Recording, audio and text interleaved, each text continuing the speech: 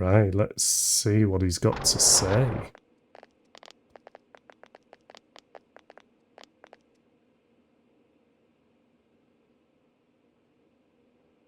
Namatame-san, there's something we'd like to ask you.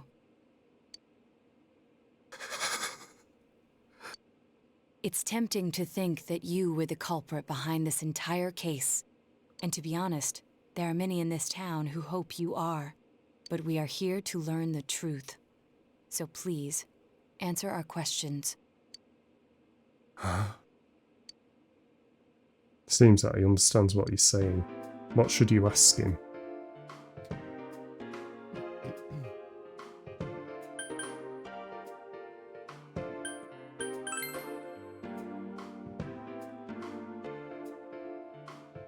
No. If nobody saves them, they'll be killed. Makes sense. That's why I put them in there. If nobody saves them, they'll be killed. That's why I put them in there.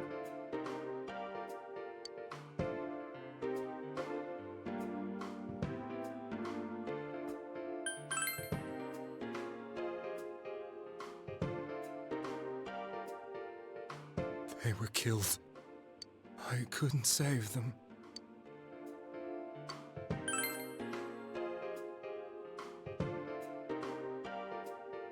Huh? Me? Then tell me if my estimation is correct so far.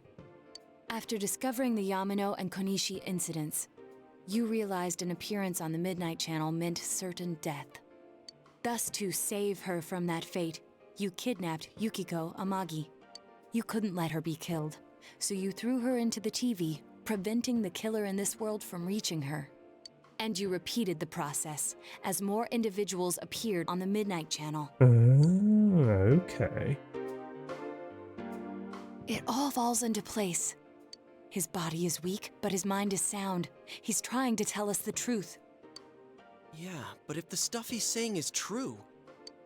There's another killer who murdered the first two victims? Indulge us in a few more questions. What should you ask him? He won't know about the warning letters. Why did you enter the TV? I didn't know. I never thought it would be that kind of place.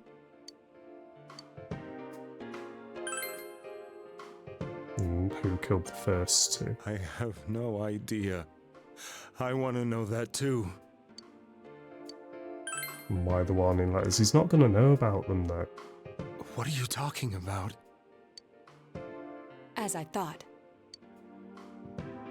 You... believe me? Did they find him? Did they find the one who did such cruel things? Mayumi... Please calm down. Our ability to find the culprit rests on you. We know about the other world. In fact, we're the only ones who can fully understand what you have to say. Only... you? We did blame you for everything at first. But now I think we can accept whatever you got to tell us as truth. Please, tell us everything you can, calmly and slowly. You're willing to listen? Do my story? Let's go. All right. Quick, Snipes, punch him.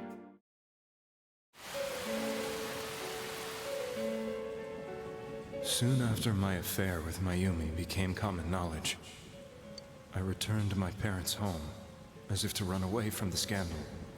And I started drinking heavily to drown my anxieties. I hadn't been able to reach Mayumi at all, and that didn't help either. Mayumi, where are you?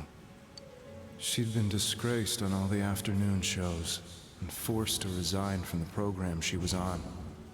I caused her so much trouble. I wanted to at least apologize to her, but I couldn't even do that. I lost the will and energy to do anything.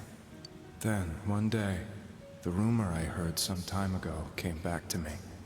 Since I had nothing better to do, I sat down blankly in front of the TV and watched my own reflection. That's when he saw the And all midnight of a channel. sudden, there was Mayumi. Mayumi? Is that you? The Mayumi inside the TV looked as if she was calling to me for help. Mayumi? Mayumi! When I reached out unthinkingly to touch her, my arm disappeared into the TV, as if I had dipped it into a pool of water. I was so shocked that I lost my balance and nearly fell face first into the TV.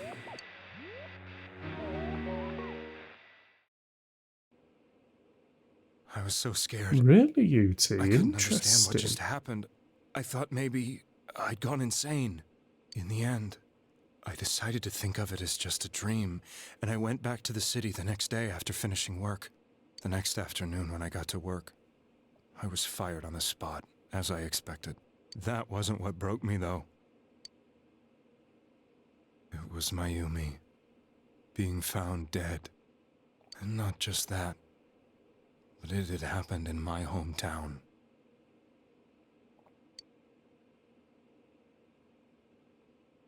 Namatame is casting his eyes downward painfully.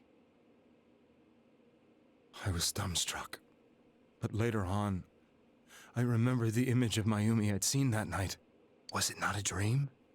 Could it really have been an SOS from Mayumi? I hadn't touched another TV because the first time was so terrifying, but I decided to try it again, and I confirmed that none of it was a dream. So that image, was it something Mayumi showed me, calling for help? That's how I felt. And eventually, you learned of the Midnight Channel. I remembered that when Mayumi was alive, she was chasing a rumor about some bizarre TV program. I'd heard about it before, but I thought it was just an urban legend. Interesting. Then Mayumi appeared on it, and later turned up dead. The more I thought about it, the harder it became to believe that the two events were unrelated. Soon after that, I came back to Inaba to answer the police's questions. I'd lost my job, and I wanted to know the truth of Mayumi's death for myself. Then, on another rainy night, someone else appeared on the Midnight Channel. It was a girl. She looked like she was calling for help, just like Mayumi. The first thing that came into my mind was, maybe this girl will be the next to die. And that was Saki-senpai. I'd been following all the news about Mayumi, so I noticed right away that she was the girl who found Mayumi's body. And if my hunch was right, she'd be the next victim. I didn't want her to die the way Mayumi did, so I desperately kept watching. I was consumed with the idea of rescuing her. Then, little by little, her image on the screen came into sharper focus. It became sharper? How did you find out it was her? After I came back, my father couldn't bear to see me in such low spirits, and gave me a job with the family business. I met that girl when I delivered a package to the liquor store.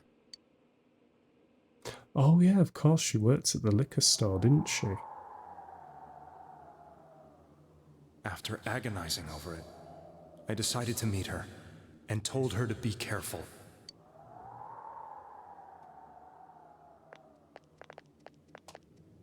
But that same night, on the TV,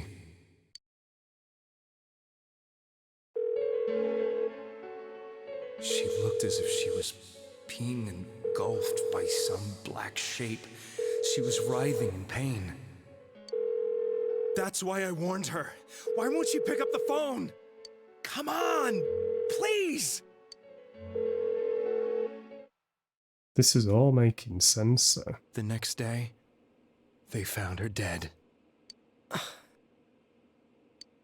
I knew she was going to be murdered, but I couldn't save her.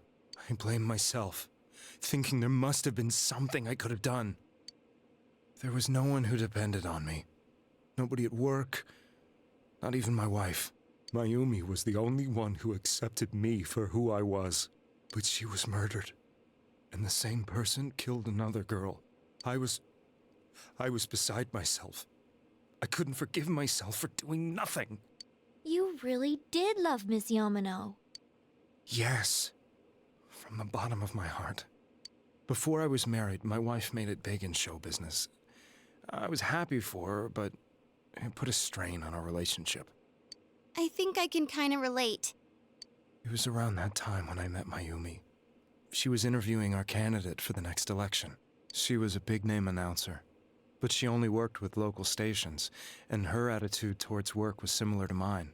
We both came from Inaba, so she was easy to talk to. I knew it was wrong, but I couldn't help getting intimate with her. She gave meaning to my life. Soon after Saki-san was found dead, yet another girl appeared on TV. That was you. Yukiko.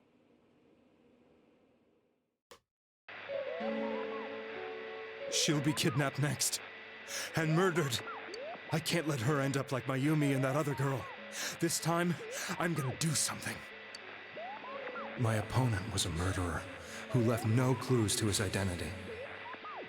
I thought hard about what I could do to protect her from someone like that. I'll never convince her. If she gets suspicious and they arrest me, who'll save her then? The girl inside the TV looked as if she was smiling at me. And that's when it hit me. I apparently had the power to go through the TV screen to the other side. Then, what if I put her into the TV and give her shelter there before the killer gets her? What are you trying to tell me? That it's safe over there? Is that it? So he thought it was safe, so that's why he was putting people in the TV, The girl not to kill inside them, the TV seemed to save smile at them. me again. It makes sense now. And I thought, no matter what kind of place it might be, it's better than being slaughtered. Once things calm down, I could just let her out again. If she's inside the TV, there's no way they can find her.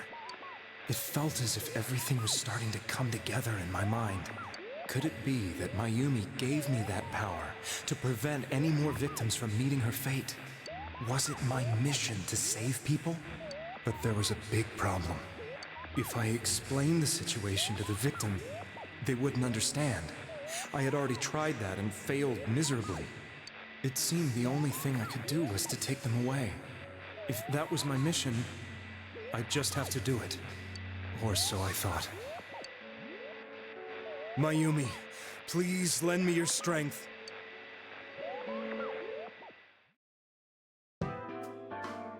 So, since you thought people who appeared on the Midnight Channel would be killed, you kidnapped us in order to save us.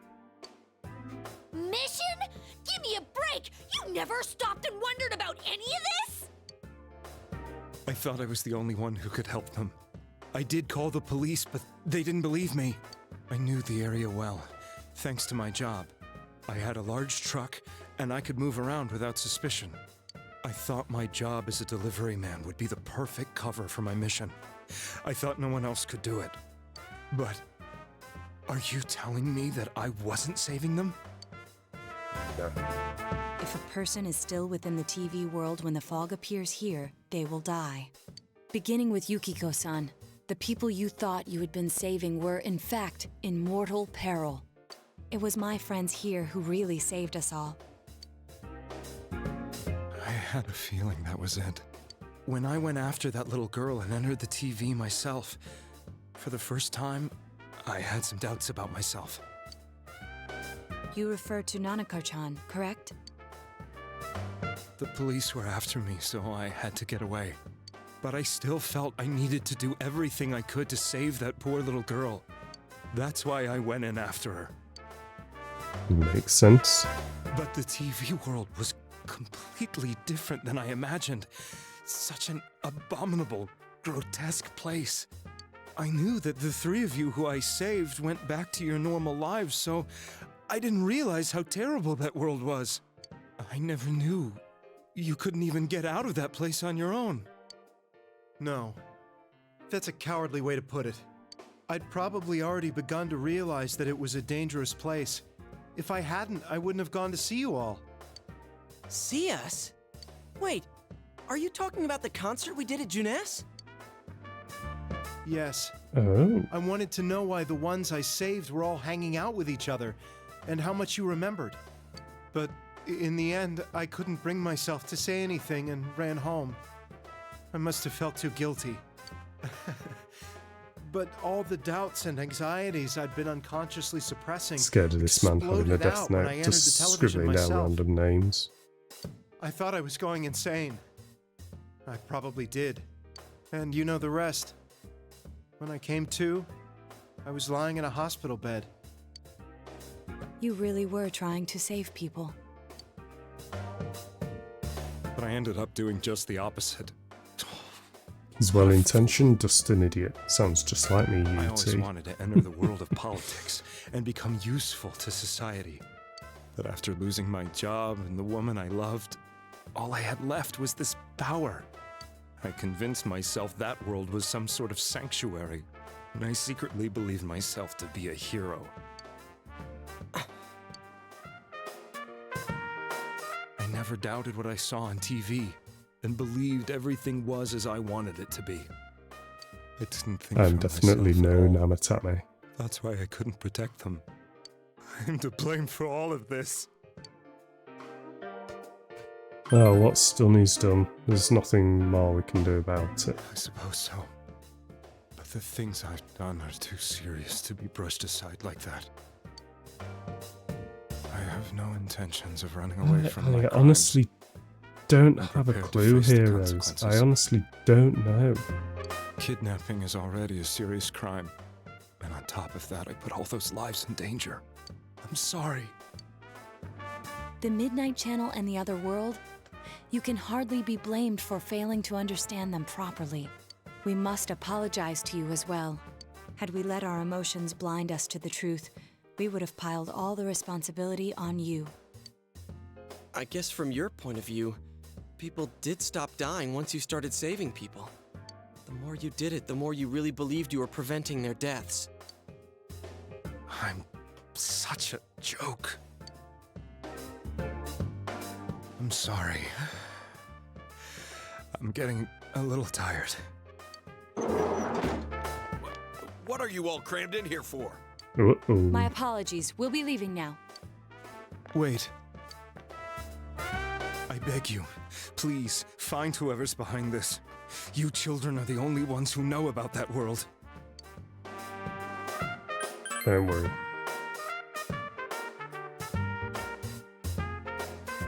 It's all clear now. He never committed any murders. It was another party who threw the first 2 victims into the TV. You've taken another step towards the truth. You can't have the truth without a Ruth. Now get out of here! I told you, he's almost ready to be transported. We can't have anything else happen. Sheesh. I better not see you rascals here again. You rascals. Nanako-chan looks like she's in pain. She's fighting for dear life. This was the last place we saw Teddy, right? He was so worried about her. How can he flake out like this when we have to find the real killer? The police consider the matter closed. We'll have to do all the investigation from here on out. Let's revisit Saki-san and Miss Yamano's incidents and see if we can turn up fresh details. But it's been over 6 months. Wouldn't the trail be cold by now? I know, but we can't give up. We're the only ones who understand what's really going on. And you never know. People might remember some things now because they've had so much time to think about it.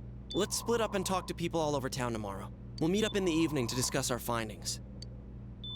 I hope we can find out something about Teddy, too. You can't be far away. Tomorrow you'll be all going out to talk to people in town. Will this finally help uncover the information that will lead you to the true culprit? You decide to go home early, stay and get some rest.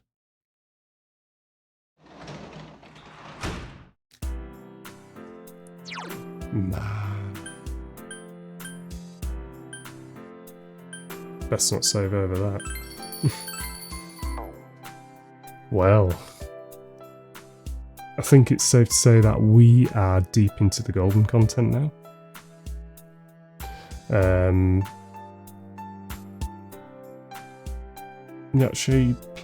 You're actually playing the game wrong. You have to continue. No. So yeah, we are deep into the golden content. We're gonna see what magic and joys await us. So yeah, for those of you watching over on the YouTubes, thank you very much for watching. Catch you next time.